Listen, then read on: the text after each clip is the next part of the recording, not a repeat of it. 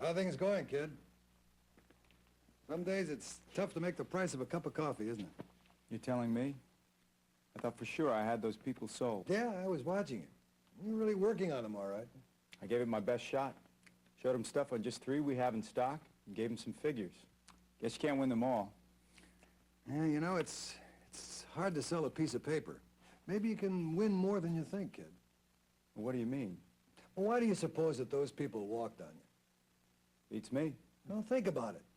Maybe there's something missing in your presentation. No, I don't think so. I showed them all the features they seem to be interested in. They seem to know a lot about the car already. Now, do you think they really know more about the car than you do? Well, no. Okay. If you want to be a real pro at this, you need to let people know that you know your product. But low-key, kid. You don't want to flaunt your expertise. Let them discover it for themselves. Don't show them the features that they're interested in, but show them all the features of the car in a convincing way. Yeah, okay. Well, how are you going to do that, kid? Oh, well, I'll walk them around the car and show them the features they're interested in. You're missing the point. It's how you walk them around the car and show them the features that's important. Now, what you need, kid, is a plan. Plan is what separates the drummers from the real pros. You know what I mean, kid? Now, wait a minute now. I've been working hard, keeping up to date on product information. I mean, I read everything that comes into the dealership. I mean, I look at all the new video discs, the brochures, the study guides, comparison materials. Why I even check the inventory every day to see what vehicles we have in stock. I can't argue with you on that. You're on the right track, but you've got to ride the train a little farther. You know what I mean, kid? Now, for the small price of a cup of coffee, I can show you a plan of presenting your product that has stood by me and a select group of my friends, all old pros, for many a year. Know what I mean, kid? Well, the price of a cup of coffee doesn't sound like too much. I mean, even for a guy who just lost a sale. If I was in your league, though, I'd be able to treat a guy like myself to a full-course meal. It's going to be the best deal you ever made, kid. Well, we'll see about that. I like that, kid. You want to know what's in it for you, right? You got it. I mean, nobody likes to spin his wheels. Know what I mean? Okay, let's get to it. Now, like I told you before, a plan helps you present all the features of the car so you won't forget any. I've got a good memory. Great. A good memory with a good plan should help you give a knockout presentation. When you present all the features of the car in an organized, logical sequence and point out the benefits of those features to your prospect, he begins to build confidence in you as a salesman who really knows his product. So what you're saying is, if I'm going to get my act together and take control, I have to be better organized. You got it. A plan is going to help you do it. And don't forget, while you're talking, kid, you're also listening. Listening for what? Listening for your customer's reaction. Those things he likes and dislikes. How he intends to use the car. What's important to him in a car. Okay, I get what you're saying. You present the features in a logical sequence and point out their benefits and listen for the customer's reaction. But what about the plan? Prospect, kid. No one's a customer till you get a signed order. Know what I mean? Okay, prospect. But what about the plan? Let's get to the plan. If you rush me, kid, it's going to cost you a coffee and a donut. You know what I mean? Okay, I know what you mean. That's all right. I like your enthusiasm, kid. Now, the plan begins right here. You mean you always start at the front of the car? Well, it's the beginning. You don't read a book from the back, do you? No, but what if the prospect is someplace else around the car? Well, then move him to the front. Well, how do you do that? Well, you're here at the front of the car, aren't you? How did you get here? Well, I followed you. Oh, I get you. Well, that wasn't too tough, was it, kid? Now you're at the right starting point to cover all the positions in an orderly, logical sequence. What do you mean by positions? You see, in my plan, there are 6 positions around the car. I use each one to point out specific features and their benefits, like economy, dependability, performance, comfort, convenience, safety. I got you. And the front of the car is the first position in your plan. You got it. Numero uno. Now, here's where you talk about front styling and design. Now, tell me, kid, what features would you point out here? Well, I'd probably talk about the new look of the grille, and the lower profile of the hood, the overall aerodynamic design. Yeah, that's good, but What are the benefits of that all-new aerodynamic design feature? Well, let's see. The car's got less wind resistance. Mm-hmm. And keep going. And less wind resistance means better fuel economy. That's a benefit. You got it. Now just remember, some featured benefits are obvious. Others aren't. Yeah, I see what you mean.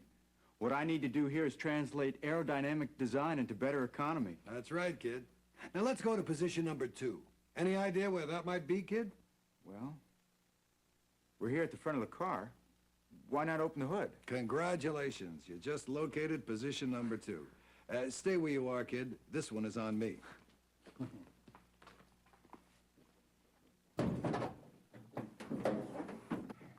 Okay, kid, here's your chance to talk like an engineer.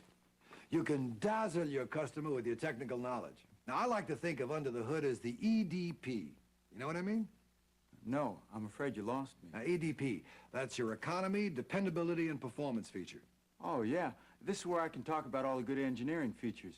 Like the high-energy ignition, Delcatron generator with built-in solid-state voltage regulator, and the Delco Freedom battery. Okay, kid, I already know you know about what's under the hood, but how do you translate those features into benefits? Okay, I got you. Like I should tell them the battery never needs water, so it's maintenance-free, and they won't have to worry about it. Well, that's the D in EDP. You've got to talk about economy and performance, too. Well, that's easy. I just match up my prospect's needs and show him how he can get the best possible fuel mileage. And I can point out all the standard performance features. Power steering, power brakes, power... I know. And how they benefit my prospect. Good. Now close the hood, kid. We're moving on.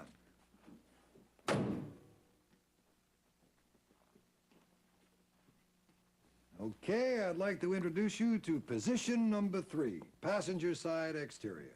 How do you do? Position number 3. You're learning, kid. It never hurts to be courteous. Good-looking car, isn't it? Mm. Now, you've got to show your prospects you believe that as well as tell them. Now, this is where I talk about the paint finish, how easily it's maintained, and how it'll add to the car's value when it's traded in. Yeah, and you can tell them about the number of paint and trim packages available. And I'd also tell them about how the body side moldings help prevent the doors from getting dents and scratches. Attaboy. Anything else? Could tell how the safety rim wheels protect the tires from blowouts. Good point, kid. And don't forget, all the time you're listening for the prospect's reactions to features. Getting his opinions, getting him to agree to the features you've shown. Offer him specific benefits. You know, finding out what your prospect likes and doesn't like about the vehicle. All the time, you're getting to know your prospect and using that knowledge in your presentation.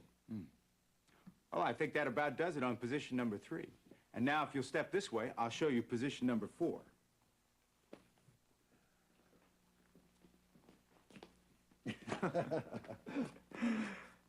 Oh, I see. You're going to skip position number 4 and go right on to 5, huh?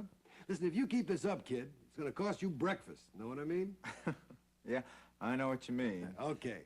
Now, the 4th position is where you talk about the rear styling and design features. This is also my bonus position. What do you mean, bonus position? Yeah, this is where I get right down on the floor and talk about what's underneath the car. The shocks, springs, the exhaust system. Or the inner fenders and how they're protected from corrosion.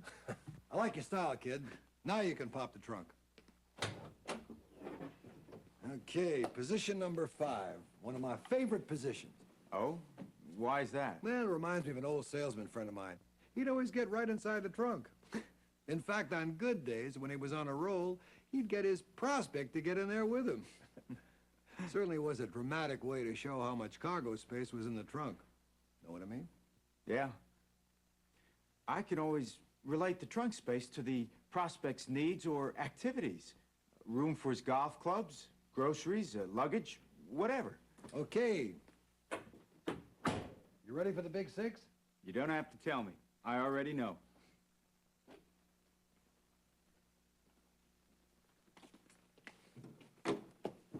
Thank you. Okay, kid. What now? Now, this is where I dazzle you with interior features. Point out the ease of getting in and out, the good-looking interior and the deep, comfortable seats with foam cushioning, and the convenience of the dash panel and where the instruments are located. Interior size and legroom, and special options like power seats and tilt steering wheel, and the great all-around visibility. And, Hold it, kid, not so fast. Now you have to translate all those features into benefits for the prospect. Now remember, don't just run off a list. Be sure that those features make an impact on your prospect. Gotcha. I can point out how the front seat can be put into several different positions to ensure no matter how tall or short the driver is, he or she will be able to comfortably see the road in all directions. Now, that's better, kid. And always end your presentation with a feature that can only really be experienced on a demo ride. You know what I mean? Hey, you know, I think I really do know what you mean.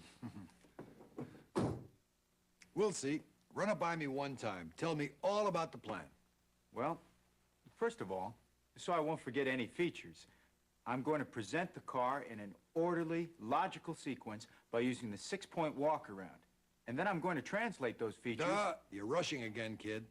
Now, where are those 6 positions located in the walk-around? Okay. I start at the beginning with position number 1, front styling and design. And then I move to position number 2, under the hood. And here I talk about EDP, economy, dependability, and performance, right? And then I move to position number 3, the passenger side exterior. And then on to position number 4, to show rear styling and design. And then I go to your favorite position, number 5, cargo space. Wait a minute, kid. What about the bonus at position 4? Oh, yeah, I remember. That's where I can get right down under the car and point out the features underneath. Good. Then I go to 5, cargo space. And finally, I move to number 6, behind the wheel. And what are you doing all this time?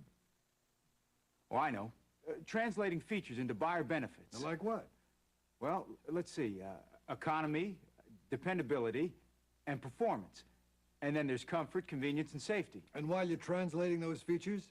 I'm listening to my prospects' reactions to find out what their needs and desires are, and what they like and don't like about their present car. And you're doing it all in a convincing and enthusiastic way. Of course. Can't wait for my next step. You're rushing things again, kid. The presentation is only half the sale. The other half is a demonstration. But I'll get to that after my coffee and donut. You know what I mean?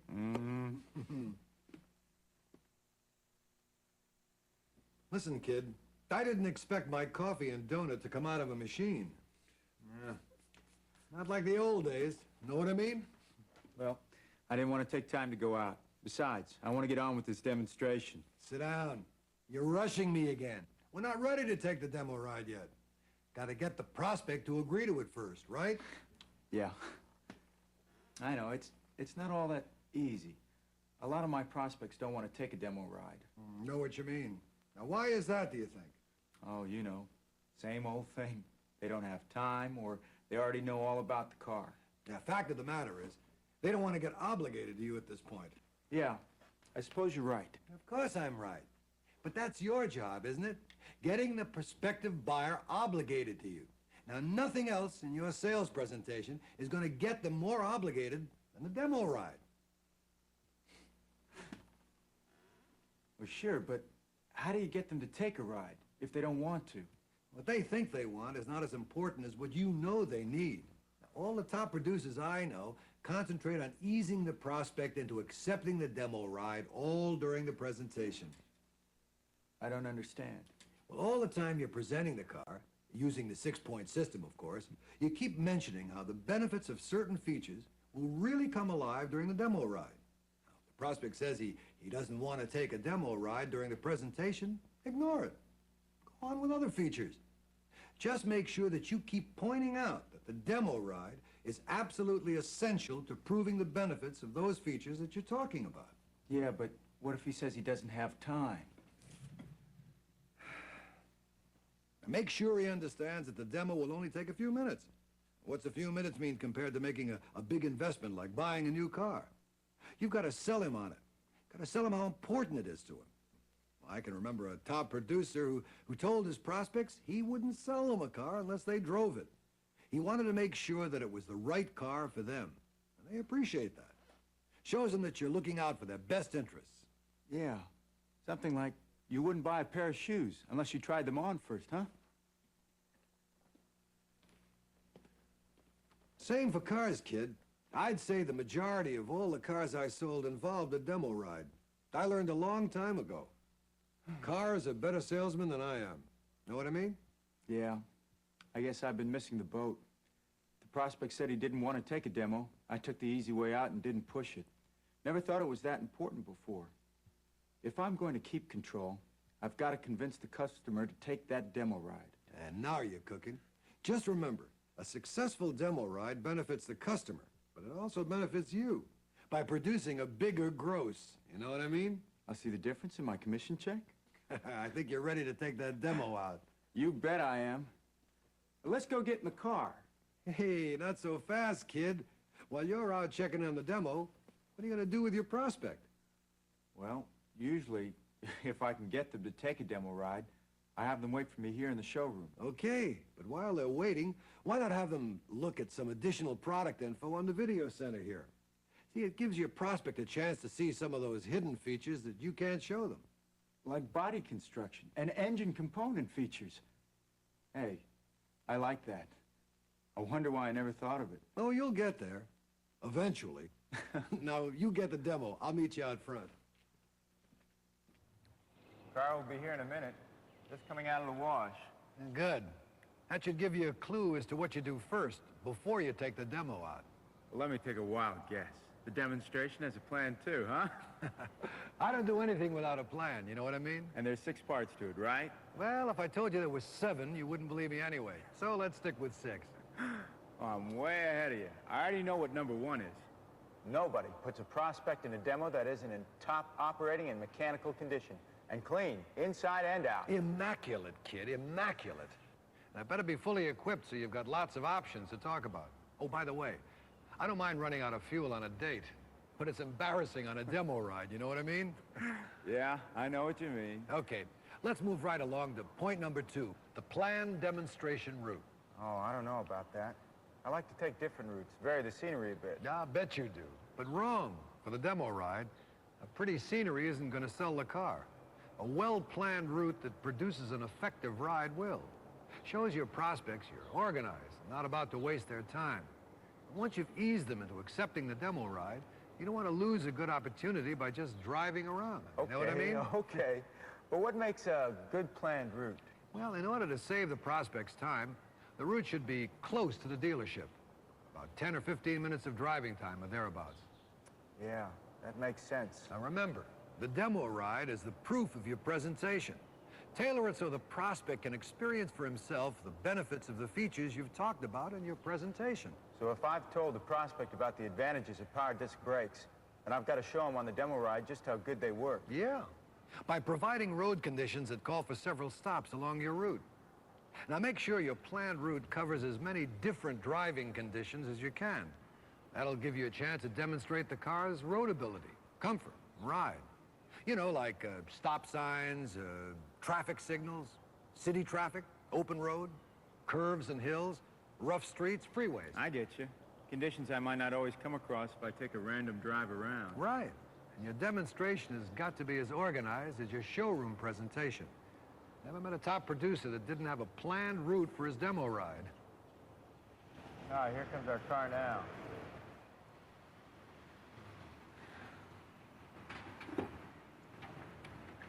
Thank you, Ken. You're welcome. You know, when I give a demo ride, I always drive first, so get it over there, kid.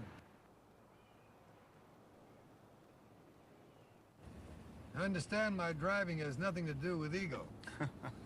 Never crossed my mind. It simply gives me an opportunity to make sure the prospect is familiar with how the car operates before I let him get behind the wheel. It's got to be point 3. Could save your life, kid. Last thing I want to do at this stage is to embarrass the prospect. Maybe he doesn't know where some control is located, know what I mean? I got you. Never met a top producer that wasn't an expert driver, too. Know what I mean? No problem there. I'm a good driver. Yeah, well, we'll see about that soon enough. Okay. As soon as I get a good place to park, it's gonna be your time. Okay, kid. point number 4. Slide over. You're gonna drive.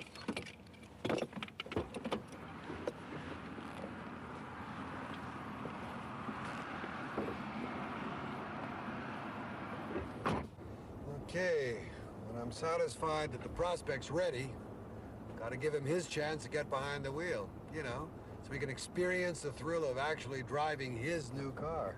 Gotcha. Now, when do we get to point number 5? Yeah, don't rush me, kid. I'm getting there. Okay, okay.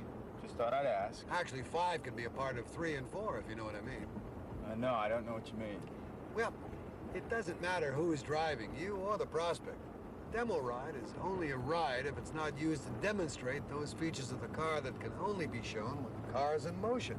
All of the things I talked about in the showroom. When they're demonstrated, They speak for themselves. What do you say? Do you like it? Yeah, I like it. Sounds easy. Yeah. Well, if you're organized, it is.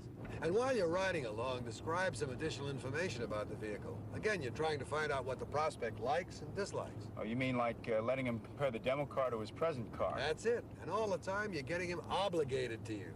You know what I mean? I know what you mean. That's my job. It's also a good time to talk about all the advantages of doing business with you and your dealership. You know, service and good selection of in-stock models.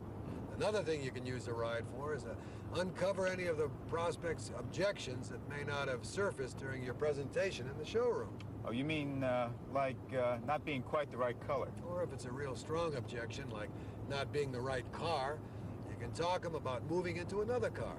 You know, a second demo ride's in order. You know what I mean? Yeah, so that I find the right car for their needs, right?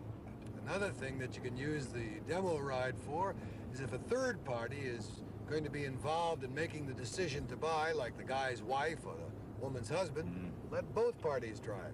Or like, I've got to talk it over with my wife first. Well, if he says that, then go and get her. Drive right over to the house and let her drive the car. You sell the wife, and he's a foregone conclusion. You know what I mean? Yeah, I know what you mean. And all the while, you're setting up your clothes. Getting those affirmative responses. You got it. Okay, let's get back to the dealership. Oh, hold on. I thought you said there were 6 parts to the demonstration. You've only covered 5. 6th point. Always end up at the dealership with your demonstration, preferably in the sales room. Time for the close. Know what I mean? Ah, why, you wise old... Pro will do just fine. Hey, kid, let's face it. The best new car selling atmosphere is right here. All the rest of your selling tools are within easy reach. Data books, color charts, upholstery selections, not to mention the order form. And on the showroom floor, well, plenty of other models to choose from. Lots of pictures and descriptions of your entire line. And the closing room, if I need any help, the sales manager is right here. Yep. Everything you need to close the final sale is right here. All you have to do is make sure you end your demo ride right here. With the prospect, of course. I like your style, kid. Now, how about running all that by me one time? The 6 points of the demonstration plan? Right. You said you had a good memory. Gonna give you a chance to demonstrate it. Know what I mean? Watch this. One thing, I make sure the demo is clean, immaculate, and in perfect operating condition. 2, have a planned route close to the dealership that covers lots of different road conditions. Very good. 3, I know, I drive first. Why? To feed your ego? No, to show the prospect how to operate the car. Well, that's a good answer, kid. 4? Then I let the prospect drive. Let him experience the thrill of driving his new car. And I make sure I stop at a safe, predetermined point to change places. Safety first. Good. Now, what's next? I've got to be sure to make the demo ride more than just a drive. How you gonna do that, kid? Well, the car is a better salesman than I am. So point 5 is to use the demo ride to let the features sell themselves on the road. Right. Creating a little excitement in the prospect driving his new car, huh, kid? Yeah, and develop a good rapport with him. Get him obligated to me because I'm doing him a service by demonstrating all the benefits of the car's features. Sounds good to me. What else? Well, I can use the demo ride to sell the benefits of features like cruise control, power windows, and and other options. Well, that's good, but what if the guy's got some strong objections about the car? Well, what do you do then? Might be the perfect time to move him into another model with a second demo ride. Good thinking, kid. And I suppose all the time you're selling the advantage of doing business with you and your dealership? Mm-hmm. Like good service and in-stock selection? I was just going to say that. Oh, sorry, didn't mean to steal your thunder. No problem. You see, all the time I've been getting his affirmative responses, setting up my clothes. Know what I mean? I know what you mean, kid. And how are you going to end up? Well, that's point 6. I'm going to end up right back here in the dealership. Here I've got all the sales tools I need to get the customers signed on the bottom line. There's another bottom line, kid. You want to be a pro? Get yourself a plan. You know what I mean? Couldn't have said it better myself. Know what I mean?